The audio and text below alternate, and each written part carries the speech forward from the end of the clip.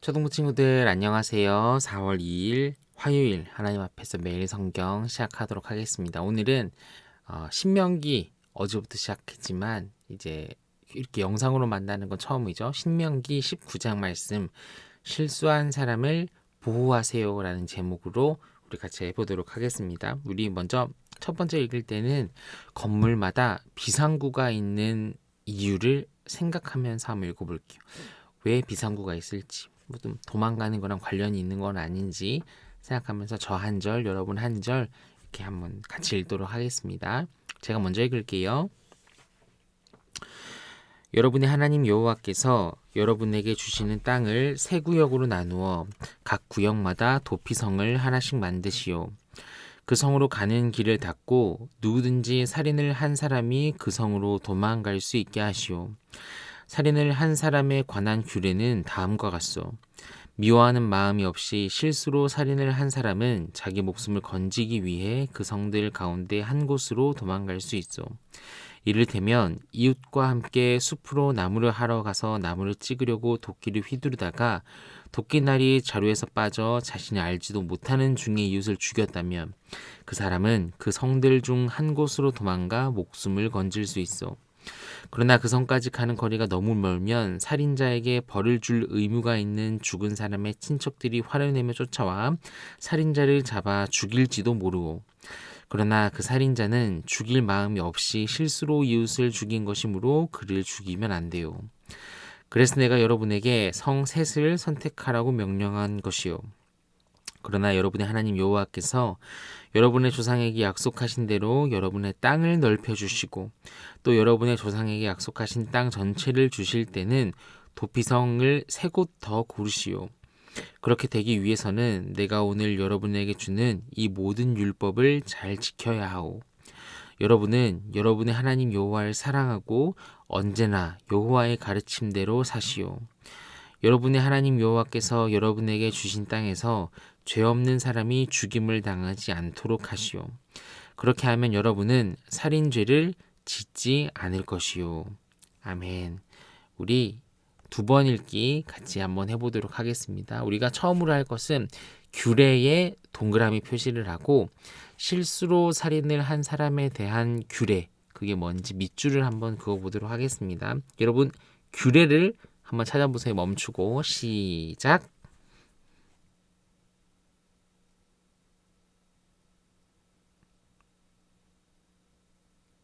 자, 찾았나요?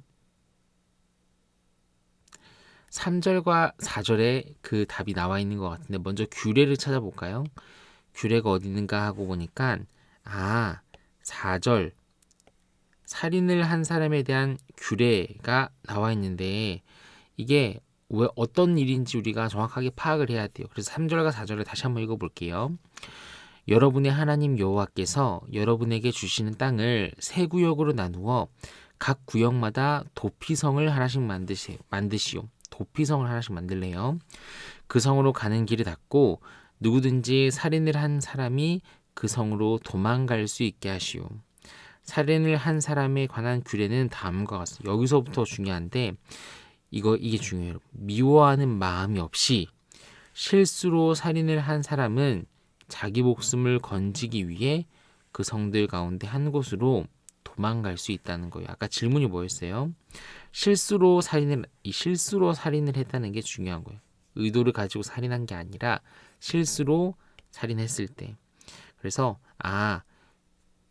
도피성을 만들어서 도망가서 목숨을 건질 수 있도록 하는 것이 이때 하나님께서 배려를 해주신 거죠. 자, 두 번째.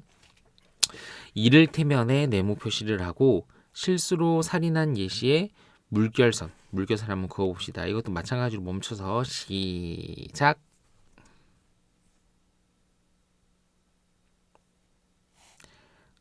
자, 다 찾았죠? 이를테면이 어디 있는가 하고 보니 여기 있어요. 5절 시작할 때 이를테면 아까 또 질문이 뭐였어요?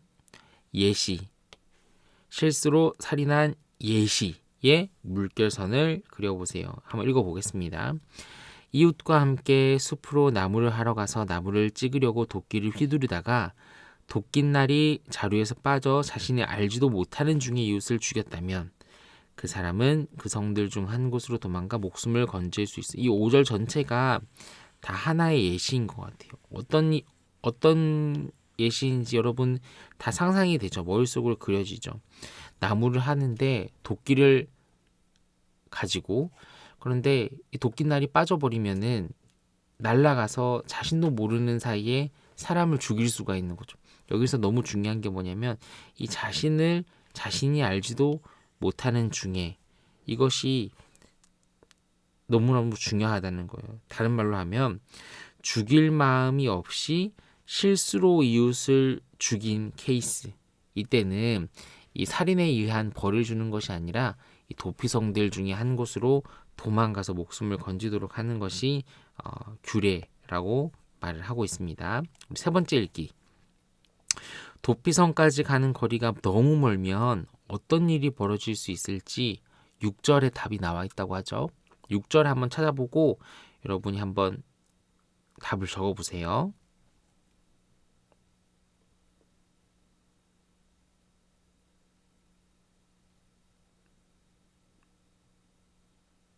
자, 답을 적었나요?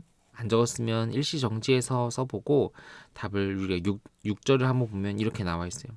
만약에 도피성이 너무 멀면, 예를 들면 도끼날이 날아가서 누가 죽었어요. 그런데 그 사람을 너무 많이 사랑하는 가족이나 친척이 있을 수 있잖아요. 그러면 복수를 하고 싶을 수 있지. 너무 그러니까.